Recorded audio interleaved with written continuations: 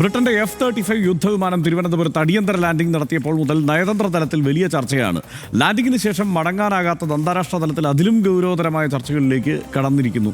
എന്നാൽ മലയാളികളുടെ വിഷയം അതിലെ നയതന്ത്ര തലമൊന്നുമല്ല. മടങ്ങിപ്പോക്ക് വൈകുന്നതും മലയാളികൾ ട്രോൾ ഉത്സവമാക്കുകയാണ്. യുദ്ധവിമാനത്തെ OLX-ൽ വരെ വിൽക്കാനിട്ടു. ട്രോളുകൾ നിറഞ്ഞു. ഇന്നിപ്പോൾ കേരള ടൂറിസത്തിന്റെ ഔദ്യോഗിക പേജിലും F-35Bയെ പറ്റി രസകരമായ ഒരു പോസ്റ്റ് വന്നിരിക്കുന്നു. ഈ പശ്ചാത്തലത്തിലാണ് RDX ഈ വിഷയം വീണ്ടും ഒന്ന് പരിശോധിക്കുന്നത്. ആദ്യം RDX റാം. മൊബൈലുള്ളവരെല്ലാം ട്രോളന്മാരാകുന്ന കാലം. തിരുവനന്തപുരം അന്താരാഷ്ട്ര വിമാനത്താവളത്തിൽ അഭയം തേടിയെത്തിയ ബ്രിട്ടീഷ് യുദ്ധവിമാനം മടങ്ങിപ്പോക്ക് അനിശ്ചിതത്വത്തിൽ. മലയാളി ആഘോഷിക്കുകയാണ്. യുദ്ധവിമാനത്തിന്റെ ചിത്രം OLX-ൽ വിൽപ്പനയ്ക്കിട്ട ദിവസം മുതൽ തുടങ്ങിയതാണ്. ഇന്നിപ്പോൾ കേരള ടൂറിസത്തിന്റെ ഫേസ്ബുക്ക് പോസ്റ്റിൽ UK F-35Bയുടെ മടങ്ങിപ്പോക്കിലെ അനിശ്ചിതത്വത്തെ പ്രമോഷൻ തന്ത്രമാക്കിയിരിക്കുകയാണ്. യുദ്ധവിമാനം കേരളത്തെ പറ്റിയുള്ള റിവ്യൂ പങ്കുവെക്കുന്നത് പോലെയാണ് പോസ്റ്റ്. ഞാൻ ഒരിക്കലും മടങ്ങിപ്പോകാൻ ആഗ്രഹിക്കാത്ത അതിമനോഹരമായ സ്ഥലമാണ് കേരളം. ഉറപ്പായും ശുപാർശ ചെയ്യുന്നു എന്നാണ് പോസ്റ്റിൽ പറയുന്നത്. ആക്ഷേപഹാസ്യ വാർത്താ വെബ്സൈറ്റായ ദ ഫോക്സിയാണ് ആദ്യം കേരള ടൂറിസത്തെയും ബ്രിട്ടീഷ് യുദ്ധവിമാനത്തെയും ചേർത്ത് പോസ്റ്റ് ഇട്ടത്. കേരളം ഒരിക്കൽ ലാൻഡ് ചെയ്താൽ നിങ്ങൾക്ക് മടങ്ങിപ്പോകാനാകില്ല. സംശയമുണ്ടെങ്കിൽ ബ്രിട്ടീഷ് F-35നോട് ചോദിച്ചു നോക്കൂ എന്നാണ് ഫോക്സിയുടെ പോസ്റ്റിൽ പറയുന്നത്. ഇത് രാജ്യത്തിനപ്പുറത്തും ശ്രദ്ധയെത്തിച്ചു.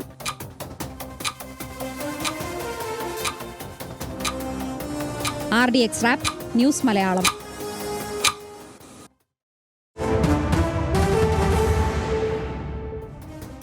June 14 British Royal Navy Indian നാവികസേനയ്ക്കൊപ്പം സംയുക്ത സൈനികാഭ്യാസം നടത്തിയിരുന്നത്. ഇതിന്റെ ഭാഗമായാണ് F-35B വിമാനം HMS പ്രിൻസ് ഓഫ് വെയിൽസ് കപ്പലിൽ നിന്ന് പറന്നുയർന്നത്.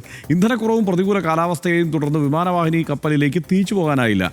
ഇതോടെ അടിയന്തര ലാൻഡിംഗിന് അനുമതി വാങ്ങി തൊട്ടടുത്തുള്ള തിരുവനന്തപുരം വിമാനത്താവളത്തിൽ ഇറങ്ങി. ലോകത്തിൻ്റെ ഏറ്റവും അത്യാധുനിക റഡാർ ഭേദ വിമാനങ്ങളിൽ ഒന്നാണ് F-35B. എന്നാൽ ഇന്ത്യൻ വ്യോമാതിർത്തിയിൽ കടന്നയുടൻ വ്യോമസേനയുടെ റഡാറിൽപ്പെട്ടു. തിരുവനന്തപുരത്തെ എയർ ട്രാഫിക് കൺട്രോളിനോട് അടിയന്തര ലാൻഡിങ്ങിന് അനുമതി തേടി. ഇന്ത്യൻ നാവികസേനയുടെ integrated air command and control system അനുമതി നൽകുകയും ചെയ്തു. F-35B റഡാർ പരിധിയിൽ സ്വമേധയാ പ്രവേശിച്ചു. തിരിച്ചറിഞ്ഞത് ഇന്ത്യൻ റഡാർ സംവിധാനത്തിൻ്റെ മേന്മയാണ് എന്നൊക്കെ ഇത് പലതരത്തിൽ ചർച്ച ചെയ്യപ്പെടുന്നുണ്ട്. F-35Bയും IACCSും തമ്മിൽ നടന്നത് ഒരു ഡിസിപ്ലിൻഡ് എയ്റോസ്പേസ് കോഓപ്പറേഷൻ എന്നാണ് വിദഗ്ധരൊക്കെ പറയുന്നത്. ഇതിവിടെ എണ്ണ അടിച്ചു പോകാൻ പറ്റില്ല എന്നുള്ളതാണ് എല്ലാവരുടെയും ഒരു ചോദ്യം.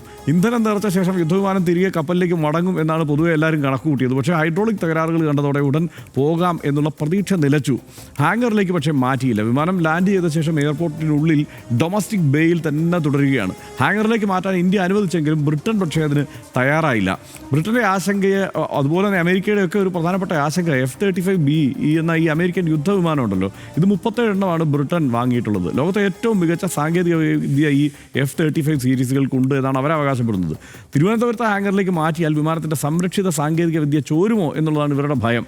യുദ്ധവിമാനങ്ങൾ 24 മണിക്കൂറും ബ്രിട്ടൻ്റെ സാറ്റലൈറ്റ് കണ്ണിലൂടെ നിരീക്ഷണത്തിലാണ് എന്നുള്ള വസ്തുത കൂടിയുണ്ട്.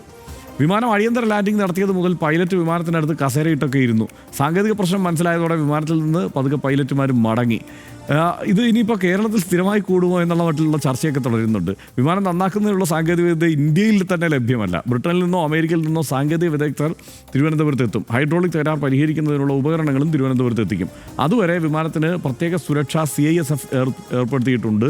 ഇനിയിപ്പോൾ F-35Bയെ നന്നാക്കി പറത്തിക്കൊണ്ടുപോകാനായില്ലെങ്കിലും മറ്റു മാർഗ്ഗങ്ങൾ തേടിയേക്കുമെന്ന് പറയുന്നുണ്ട്. വലിയ സൈനിക വിമാനങ്ങൾക്ക് F-35Bയെ വഹിച്ചുകൊണ്ടു പോകാൻ കഴിയും. ബ്രിട്ടീഷ് റോയൽ എയർഫോഴ്സിൻ്റെ ഭാഗമായിട്ടുള്ള Boeing C-17, globe master 3, ആൻറ്റനോ AN-124 റുസ്ലാൻ ഇങ്ങനെയുള്ള വിമാനങ്ങൾക്കൊക്കെ ഈ 14.5 ടൺ ഭാരമുള്ള F-35Bയെ വേണമെങ്കിൽ വഹിച്ചുകൊണ്ട് പോകാൻ കഴിയും. ചിലപ്പോൾ അതിൻ്റെയും സാധ്യതകൾ അവർ തേടുന്നുണ്ടാവാം. സനീഷ്, എന്തായാലും ഒരു തരത്തിൽ കൗതുകം മലയാളിയെ സംബന്ധിച്ചിടത്തോളം. പക്ഷേ വളരെ തന്ത്രപ്രധാനമായ നിർണായകമായ ഇടമാണ് തിരുവനന്തപുരം എന്നുള്ളത് ഒരിക്കൽ കൂടി തെളിയിക്കപ്പെട്ടു എന്നുള്ളതാണ് ഈ വിമാനം ഇവിടെ ലാൻഡ് ചെയ്യുമ്പോഴുള്ള ഒരു സംഗതി. അത് പ്രതിരോധ വിദഗ്ധരൊക്കെ പല ജേണലുകളിലുമൊക്കെ ആ നിലയ്ക്കൊക്കെ ചർച്ച ചെയ്യുന്നത് നമ്മൾ കണ്ടു. മറ്റൊന്ന്, ഈ പറഞ്ഞതുപോലെ ഇത് ആരുടെയൊക്കെ നെഞ്ചിലാണ് തീ ആളുന്നത് എന്നുള്ളൊരു പ്രശ്നമുണ്ട്. ഇത് വലിയ കച്ചവടം കൂടിയാണ് യുദ്ധവിമാനങ്ങളുടെ കാര്യം. അതിൻ്റെ രഹസ്യങ്ങൾ ഏതെങ്കിലും തരത്തിൽ ചോരുമോ എന്നുള്ളത്. ഇതിൻ്റെ ഈ സ്റ്റെൽത്ത് വിമാനമാണ്, ഇതിൻ്റെ ഹൈഡ്രോളിക് സംവിധാനമൊക്കെ പ്രത്യേകത നിറഞ്ഞതാണ്. ഇതെല്ലാം ഈ വിവരങ്ങൾ എല്ലാം ചോരുമോ, ഇതിലെ ആയുധങ്ങൾ നിറച്ചിരിക്കുന്നതിൻ്റെ രീതി, ഇങ്ങനെ പല പല കാരണങ്ങളുണ്ട്. ഇത് റഡാറുകളെ എങ്ങനെയാണ് വെട്ടിച്ചു പോകുന്നത് എന്നൊക്കെയുള്ള സംഗതികൾ. അപ്പോൾ ഇത് ചോരുമോ എന്നുള്ള ആശങ്ക ഈ UK മാത്രമല്ല, ഇത് ഉണ്ടാക്കി കൊടുത്ത ഈ ലോക്ക്ഹീഡ് കമ്പനിക്കുണ്ടാവും, US-നുണ്ടാവും, ഇവർക്ക് എല്ലാവർക്കും ഉണ്ടാവും. അതുകൊണ്ട് നമ്മൾ വിചാരിക്കുന്നതിനേക്കാൾ വലിയ സാറ്റലൈറ്റ് നിരീക്ഷണത്തിലായിരിക്കും ഈ വിമാനം. ഈ ലോക്ക്ഹീഡ് മാർട്ടിൻ എന്ന് പറഞ്ഞാൽ ലോകത്തിലെ തന്നെ ഈ ഇത്തരം എയറോക്രാഫ്റ്റുകൾ നിർമ്മിക്കുന്ന ഏറ്റവും വലിയ കമ്പനിയാണ്. അപ്പോൾ നമ്മൾ യഥാർത്ഥത്തിൽ ഇതിൽ വല്ലാതെ സംസാരിക്കാൻ നമുക്ക് സമയമില്ല. പക്ഷേ എന്നാലും ഇതിനകത്ത് പരിക്കേറ്റ ഒരു സിംഹത്തെ കൂട്ടിനകത്തിട്ടിട്ട് പുറത്ത് നിന്ന് ഇങ്ങനെ ആളുകൾ കളിയാക്കുന്ന പോലെയാണ് നമ്മൾ യഥാർത്ഥത്തിൽ വമ്പൻ സംഭവമാണ് ഈ സാധനം അവിടെ വന്ന് നിൽക്കുന്നത്. അപ്പോൾ അത് ഈ ടെക്നിക്കൽ ഡീറ്റെയിൽസ് വലിയ വിനാശകാരിയായ പക്ഷേ CISF-കാരാണ് ചുറ്റുപാടും ഇപ്പോൾ സുരക്ഷയെ കൊടുത്തിരിക്കുന്നത്. പക്ഷേ ഒരാളെ അങ്ങോട്ട് അടുപ്പിക്കില്ല എന്നാണ് ഇവർ പറഞ്ഞിരിക്കുന്നത്.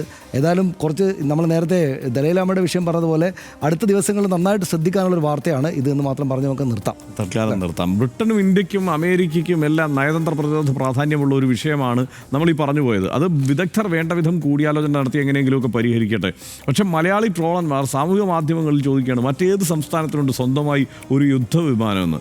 സകലത്തിലും നേരമ്പോക്ക് കാണാനാകുന്ന മലയാളിയുടെ നർമ്മബോധത്തെ നമുക്ക് ഓരോരുത്തർക്കും വേണ്ടി സ്വയം അഭിനന്ദിച്ചുകൊണ്ട് RDX ഇന്ന് ഇവിടെ പൂർത്തിയാവുകയാണ്.